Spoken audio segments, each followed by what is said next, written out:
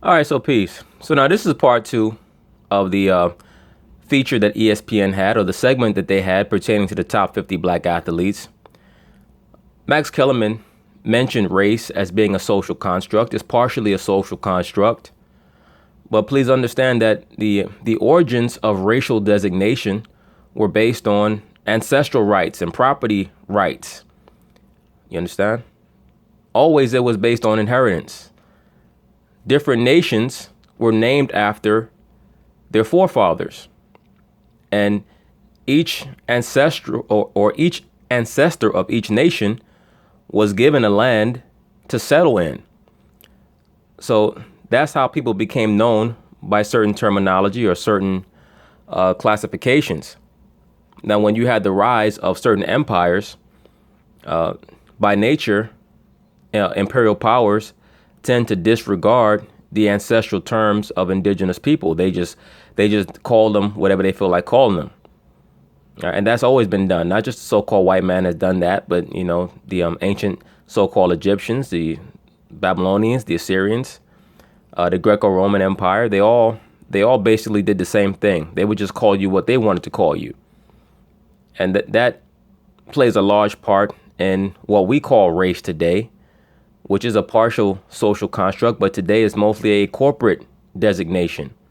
And as I was saying before, the reason why it's so important for them to give you a corporate designation is because each person is set up as a commodity, and they evaluate each corporate title, black, white, Hispanic, Asian, based off of how much monetary value they have to the system at large.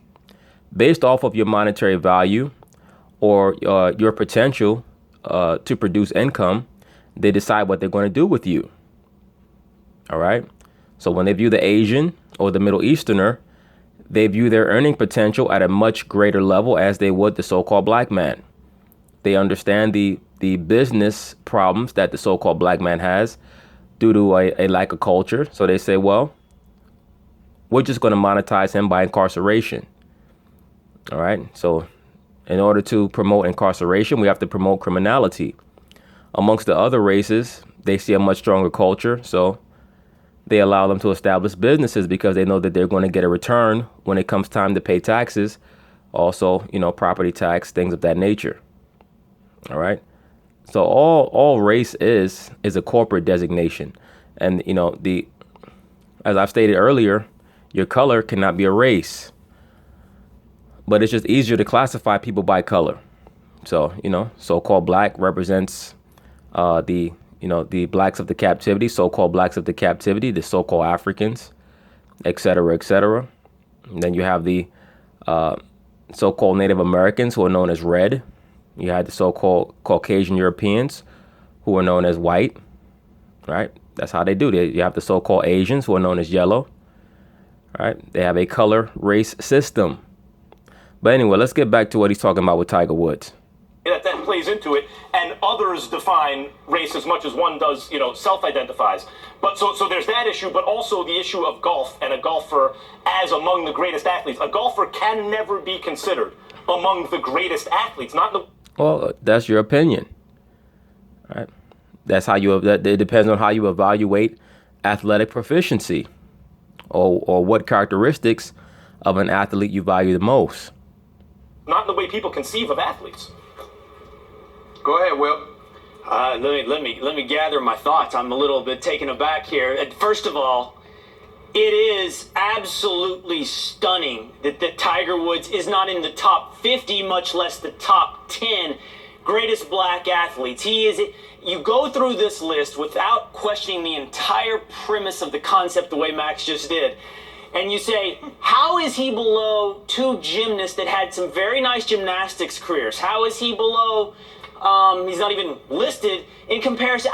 Tiger Woods is a top 10 black athlete of all time, and it's not even a question. He's 14 majors, 79 titles, revolutionized the game, changed the amount of money that golfers, black or white, make, changed the number of golfers participating in the game of any nationality, of any ethnicity, of any race, changed the entire game of golf. Mentioned in the same breath as Jack Nicklaus and Arnold Palmer. Tiger Woods we're talking about here. Well, Kane, the reason why Tiger Woods is not listed in the top 50 greatest so-called black athletes is because that list was compiled by liberal blacks. And you must understand something about the liberal blacks, all right, or so-called pro-blacks. This is why I call them a mafia.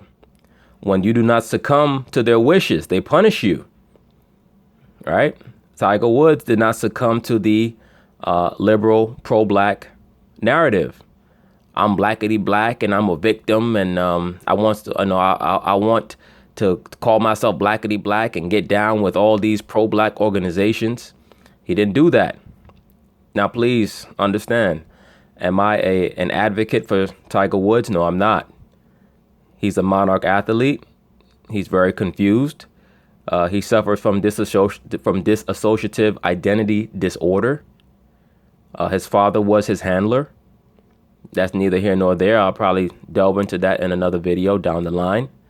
But yes, Tiger Woods was a monarch athlete. And they used certain events like the one that transpired with his wife and also the death of his father to traumatize him. And you know what's funny? Many years ago, I told my father, you know what? Before Tiger Woods gets too close to breaking Jack Nicklaus's record, they are going to destabilize him. Now, you know, my father, he was incredulous when I told him that. But when it transpired, I told you so. They were not going to let this man just come and break Jack Nicklaus's record. Now, Jack Nicklaus, for those of you who don't know, and I may have mentioned this in a previous video, he was on record as saying that so-called blacks would never be good in golf, right? Or something to that effect. One of you brothers could look it up, but he said something to that effect, that so-called blacks would never be good golfers. And he's not a top 10 black athlete all the time. I'm not going to go down the race rabbit hole, but I would imagine there is mixed race people on this list beyond Tiger's inclusion would encompass. Of course, but the problem is, once again, he did not succumb to the wishes of the pro-black mafia. Them being the low self-esteem having idiots that they are, they got frustrated with him for claiming all of his alleged racial lineages, and they punished him for that. And whether or not golfers are athletes, that's just a total rejection of the sport whatsoever. Before Stephen A. jumps in, let me just say, you're right, I'm challenging the premise right here. If you don't challenge the premise and you consider golfers athletes, and then you equalize the denominator, like golf is considered just as much of a sport as anything else, then it's tough to keep him out of the top 10. Well, I would concede that it's tough to keep Tiger Woods out of the top 10, but he's certainly not in my top 5. And the reason why is because, you know, listen, you could talk about him being this transcendent figure or what have you. But again, if you want to talk about being on a list of the 50 greatest black athletes, why the hell should you have somebody on the list who's hesitant, if not downright resistant, to identifying himself as a black man? Well, for the simple fact that the term black is a colloquialism. If we were to go back 100 years, they didn't call them black, right? If we were to go back 70 years, they didn't call them black. The term black did not really become a term that was used for so-called black people for the most part until the early 60s to mid 60s. That's when that came into prominence, right? Back in the early 1900s, during the time of Jack Johnson, the conventional colloquialism for so-called blacks was coloreds. Right? If you were to use that term today, you'd be considered a racist, quote unquote. Right? So all Tiger Woods did was shirk off one of the many fake titles that's used for so-called people of color. And it's always hilarious to me when these pro-black people come on the comments. Why do you say so-called black? What are you? We're black. No, nigga, your hair is black. Okay? The inside of your nostrils are black. For some of you, the back of your neck is black. All right? All right? That's what's black. All right? So you have to learn your colors. Our people come in various shades of brown. That's what they are. Black is not a race. Is Tiger Woods massively confused? Absolutely. But he's no less confused than the vast majority of so-called black people. And he did not deserve to be castigated for what he said. He deserved to be questioned so that people can get to a proper understanding of why he made up a term the same way everybody else makes up a term for what they choose to call themselves. All right. But, the so-called black man always has to follow everybody else. If he doesn't follow everybody else, something's wrong with him. That's pretty much how the narrative goes. Why bother? I'm a black man, and I'm telling you right now, I don't want somebody on that list being considered elite if you don't even recognize yourself as being that kind of individual. Yeah, and you know what? You couldn't have an intelligent conversation about race or history for 2 minutes because you would start emoting like a little hoe. All right? That's what you would start doing, because once ignorance starts to be revealed, true ignorance, and most of these sanctimonious pro-blacks, they have mental breakdowns because all they have is that surface facade of fake black nationalism. And that's all they have. They have no understanding of history. They have no perspective at all. All they do is talk. It's a whole bunch of hot air. It's this, and that. And then you'll see this same guy on the next episode of First Take calling the white man brother and this, and that. And everything is not about race. And they don't know. Most of these so-called black people, they don't even know what the fuck they think.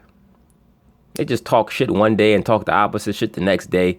And, they black today. They proud blacks. They proud African Americans. But a lot of them have never been back to so-called Africa. They complain about America so much, but they won't go back to the continent that they claim they come from. Because deep down, most of these niggas know they do not come from there. They have no cultural affinity or racial affinity to that land. The majority of them know that. All right. Now, let me be very clear. I've already stated that the masses of so-called blacks of the captivity come from 3 places. Being indigenous to America, coming from Europe as refugees from the race wars of the 1600s and 1700s, and also coming here from the west coast of Africa.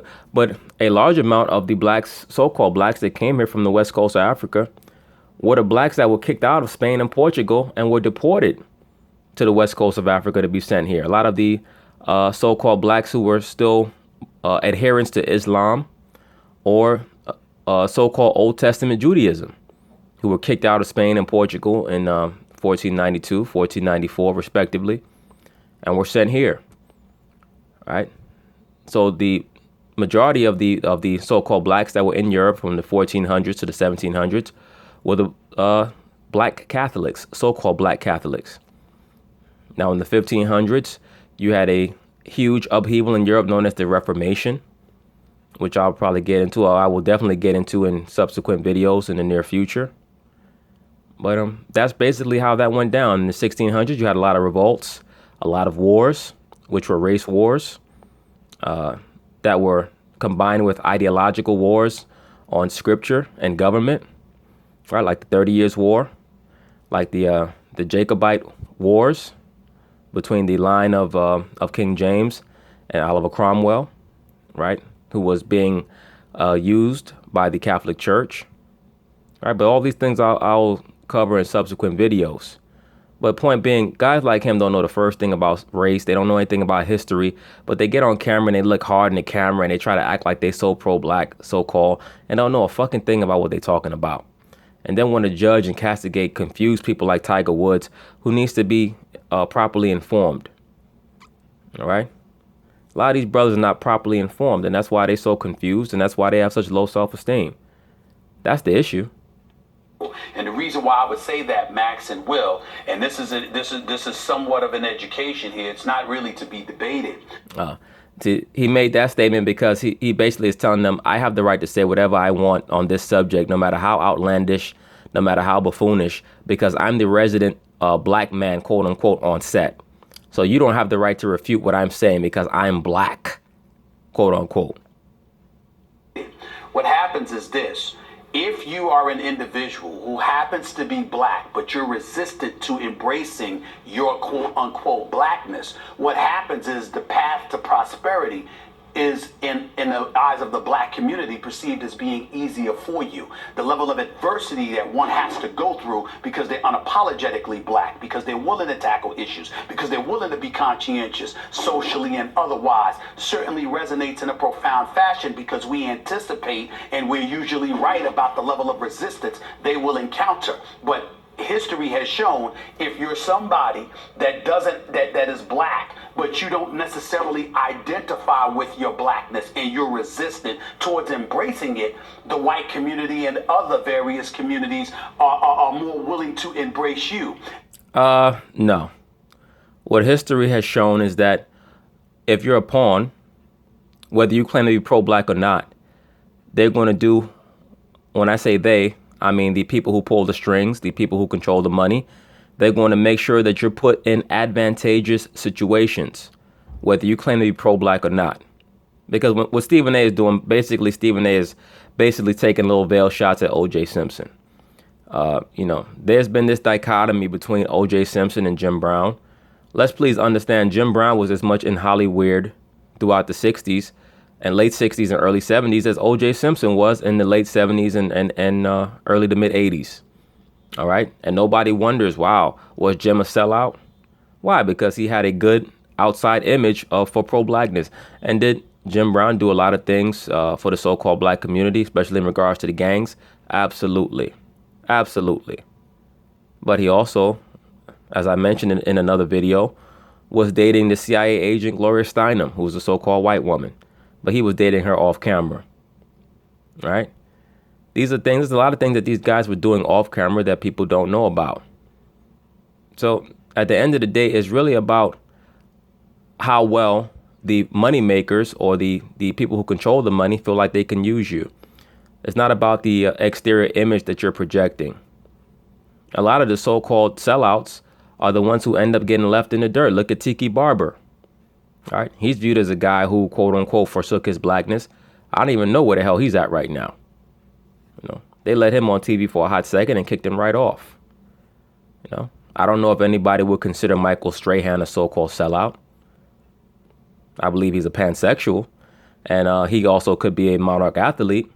He comes from a background off of an army base in Germany. He loves to cross-dress. It's very likely to me that he's a monarch athlete and a pansexual. I remember there were some rumors of him with, I believe, was it that so-called black weatherman from Channel 4? Was it Ian Harris? I can't remember. One of you brothers could look it up. I remember seeing him one day many years ago over on 14th Street and 14th and 9th, walking down the street, I think, with Ian Harris. But yeah, every time you saw one, you saw the other. And people tried to allege some type of homosexual relationship. I don't know. It is what it is. Point being is that just because somebody acts pro-black on TV does not mean that they're not being controlled. And the path to prosperity is considered easier. So if you have an easier path to prosperity compared to some of your contemporaries or counterparts in the world of sports, who obviously had to deal with adverse circumstances because they were willing to embrace their blackness, why should you be considered on their level? Ali did not face more affliction because he, quote unquote, embraces blackness. He faced more affliction because he joined what was viewed to be a separatist organization known as the Nation of Islam. All right. That there has to be a very, very clear distinction made between so-called blackness and an attempt to reacquire some form of culture. And that's what Ali did. So that definitely has to be a distinction made. And people try to omit that part from the Ali narrative. They just try to act like he rejected the Vietnam War off of general principles. That is not the case. He rejected going to Vietnam off of religious grounds or alleged religious grounds. Either way, that's the reason why he did it. But nobody wants to give credit to a quote unquote black separatist organization for why Ali did what he did. But those are the facts. I understand that is the problem with Tiger Woods. What we're saying, but I don't think we can speak for all ethnicities when we say, what we will accept and what we won't accept, because I know that's not accurate for myself. Wait, one other thing I want to add, as far as, I don't know, when he's saying he's Blasian, or however he said it, he's just saying he's half Asian and he's half black, but we have to leave it there. Now, why did Molly feel the need to chime in with that? Because as stated, her man is former NBA basketball player and so-called black man Jalen Rose. So obviously that hit home with her because she's looking at Jalen Rose as a potential father for her child, a child which will be considered by the American categorization system as multiracial and so-called black. All right. So obviously that hit a nerve with her, some of the statements that Stephen A was making. there, you guys. He's part Caucasian, part black, part Eurasian. Listen, we have to leave it there. No, we're not. And we're not going to do that because that's a very profound statement that he made that resonates throughout the black community like a virus. Well, no, the statement that he made wasn't particularly profound. It was just hurtful to so-called blacks who wanted to claim him as a conquering hero in the Gulf world. So that bothered them when he went on Oprah and stated that he was Cablinasian. I remember Oprah Winfrey acting shocked and her even trying to give him a chance to correct himself, and he refused to do it. Oprah Winfrey, speaking of people who get on TV and front like they're pro-black but really not, a lot of people don't know she used to date Roger Ebert. For those of you who might remember the movie critic show Siskel and Ebert, she dated Roger Ebert. You know the little white man looked like a toad with the white hair and the glasses? Yeah, that was Oprah's boo for a long time. All right. But most people didn't know about that because, that's what a lot of so-called pro-blacks do. They talk a lot of hot shit in public, but behind closed doors is something completely different. All right. So, yeah, Tiger Woods, to me, that was his attempt to validate himself when he made up that term. That was his attempt to, try to come to terms with the fact that he felt dual identities. These are part of the problems that people have when they don't really have a plan on how they're going to raise a child that they conceive. All right. But so-called black people are always trying to claim because they want to continue and wage this fictional, ideological and emotional race war, but they're scared to start the real one. That's why I always tell all these clowns in the comments that talk all this shit. Everybody's a coon because they disagree and all this. Oh, look, man, don't come on my page with all that shit. If you really that rah-rah with it, log off and go pop off and go start the race war and knock it off. I'll look for you on TV, but I know I'm not going to see your ass there. All right. The fact that Tiger Woods said that is something we will never let go of. I am the one individual on this show that gets to speak to that. Right. Yo, this dude is so delusional. He said, we will never let go of. Who the fuck is he talking about? Who is Stephen A. leading anywhere? We need to check to see if Stephen A. at one time was Stavina A. Smith, because this might be a tranny. Because this nigga is the most emotional, lip smacking, neck twisting motherfucker I've seen on TV. Now we can end it. By the way, part Indian, part Asian. He's talking about multiple races. But Stephen A. I think we have to go to break. Okay. Aaron Rodgers. You see, Molly is tight because Molly's like, I plan on having a baby with Jalen, and when we have our baby's going to be Black and Armenian. So I love you, Tiger. Mwah. Okay. So now Stephen A. is going to revisit the scathing hot take that he had on Tiger Woods and Stephen A.'s personal understanding of race that he's trying to impute on the entire collective of so-called blacks of the captivity, and how we're all allegedly still upset with Tiger Woods for what he chose to call himself. I don't understand how he can state that so-called blacks will never get over what Tiger Woods called himself. A lot of our people don't even remember what the hell happened yesterday, much less what Tiger Woods called himself. But let's see what Stephen A. has to say here.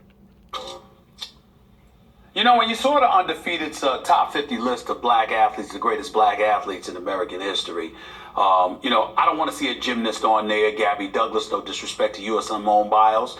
Certainly want to give you a lot of love and respect for what you've accomplished in your illustrious young careers. But you don't want to see that. But you know what else you don't want to see? Well, I agree with him. Like I've stated, they had no business on the list at all. All right. If they was on the list, I would say maybe top 30, most likely top 40. But top 10, to have both of them up there in the top 10, that was a joke. And that most likely was an attempt to maybe curry favor with them for an article or a feature in the future since they were still alive. But like I said, if they felt like they were that compelled to have multiple black females in the top 10, then they should have had people like Althea Gibson or Wilma Rudolph to join Serena Williams, the other alleged female in that top 10. You also don't want to see an individual that doesn't want to identify themselves with their own blackness. And that's something that I brought up early in the show. And Stephen A. has to explain what blackness is. Remember, there was this big issue last year or a couple years ago, where supposedly the Seattle Seahawks football team, their locker room, were allegedly accusing Russell Wilson of not being, quote unquote, black enough. And it's amazing when people make those type of statements, if they can qualify them. It's always amazing to me that people would make those type of statements when oftentimes they don't even know what the hell blackness is. All right? What he doesn't wear his hat backwards enough. He doesn't drink enough Kool-Aid. He doesn't smoke enough weed. He doesn't wear Air Jordans. His Timberland boots, what are they, laced or unlaced? It's amazing to me how these niggas classify blackness, but then don't want other people to stereotype them. Or they'll claim that somebody does not embrace their blackness, whatever that means, the proverbial struggle that the liberal blacks claim that they're in with Caucasians, which we know is not really a struggle at all. It's really just a one-sided, please master, accept me and love me. But you know, the Caucasian man is getting tired of playing games with you niggas. I've mentioned this before. They getting tired of you niggas, man. And they're gonna show you very soon, no, nigga, I don't care how much you ask me. I don't like you. I'm never gonna like you. All right? They're gonna show you that very soon. And I'll reiterate it again when it comes to Tiger Woods. If you don't want to identify yourself with blackness and the plight that comes along with it. Yeah, he has to identify with blackness and the plight. Decoded, what that really means is, I'm miserable, I hate being black, and you have to hate being black too. All right? We have to play violins every day. And you have to carry around this same burden that I carry around because I'm depressed about being black, because I'm ignorant. I don't know shit about my history. I try to act like I do because I went to a HBCU school and I learned about Marcus Garvey and George Washington Carver and W.E.B. Du Bois and all this shit from the early 20th century that's supposed to represent black history. All right, and Frederick Douglass. I know about all this shit, but deep down I'm still depressed because I don't know a goddamn thing. And you have to carry around this burden just like I do. And if you don't, it's because you're a sellout.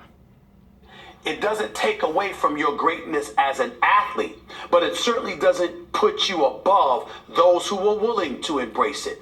Think about the level of respect that Muhammad Ali, Jackie Robinson, Hank Aaron, Bill Russell, Kareem Abdul-Jabbar, Joe Louis, Jesse Owens, the list goes on and on, even Serena Williams to a lesser degree. Think about what level of disrespect it would be to them, considering all the trials and tribulations they had to endure and ultimately overcome, if we were to recognize somebody else who didn't even want to be identified as black. Who cares? Who cares? It's a sports list. All right. When you say the top 50 greatest black athletes, it's about people who achieve great things in their sport who happen to be so-called black, as you guys term it, as you guys choose to call them. All right. It doesn't matter who tries to throw off that term. You have many so-called blacks here in this society who say, I don't want to be called African American. Just call me American. Right. Floyd Mayweather, Whoopi Goldberg come to mind.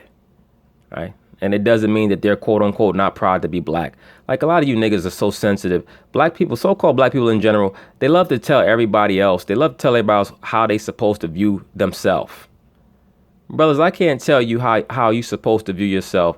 All I could tell you is, you know, the mindset that I would like to see cats have so that they stop bitching and complaining so damn much.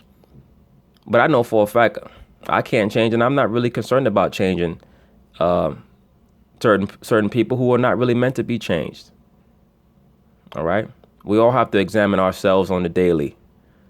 If you're a man, you know that. We all have to examine and improve ourselves on a daily.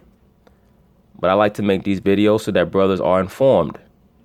When I look at the so-called black man, he keeps making the same mistakes over and over again.